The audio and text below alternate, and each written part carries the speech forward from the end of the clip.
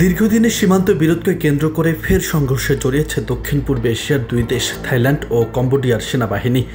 সংঘর্ষে থাইল্যান্ডের কমপক্ষে 2 বেসামরিক নাগরিক নিহত হয়েছেন ও থাই সেনাবাহিনীর অন্তত 2 সদস্য আহত হয়েছেন।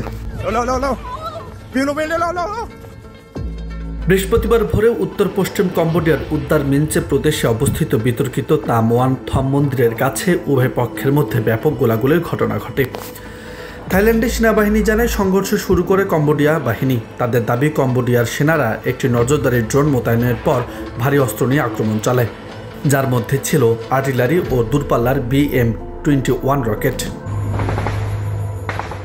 থাই সেনাবাহিনীর মুখপাত্র রিচা সুকসুয়ানন সাংবাদিকদের জানান অন্তত 2 সেনা আহত হয়েছেন।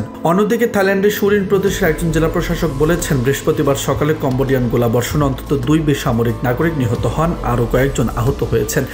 থাই কর্তৃপক্ষ জানিয়েছে, সীমান্ত এলাকার 86টি গ্রামে প্রায় 40,000 বাসিন্দাকে নিরাপদ স্থানে সরিয়ে নেওয়া হয়েছে। পরিস্থিতি ক্রমেই জটিল হয়ে উঠছে বলে আশঙ্কা করছেন স্থানীয় প্রশাসন।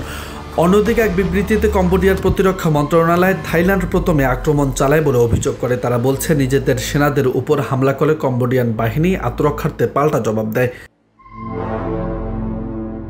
কম্বোডিয়ার সাবেক প্রধানমন্ত্রী ও বর্তমান রাজনৈতিকভাবে প্রভাবশালী হুন সেন সামাজিক যোগাযোগ মাধ্যমে বলেন, থাইল্যান্ডের সামরিক বাহিনী উদ্দার মিনচে ও প্রেহায়ে VAR প্রদেশে গোলাবর্ষণ করছে। কম্বোডিয়ান সেনাবাহিনীর লড়াই করা ছাড়া আর কিছু বিকল্প ছিল না বলেও জানান তিনি। তবে তিনি জনগণকে শান্ত থাকতে বলেন ও চালসহ প্রয়োজনীয় পণ্যের অযৌক্তিক মজুদ বা আতঙ্কিত হয়ে কেনাকাটায় না যেতে আহ্বান জানান। নিউজ ডেস্ক, বার্তা 24।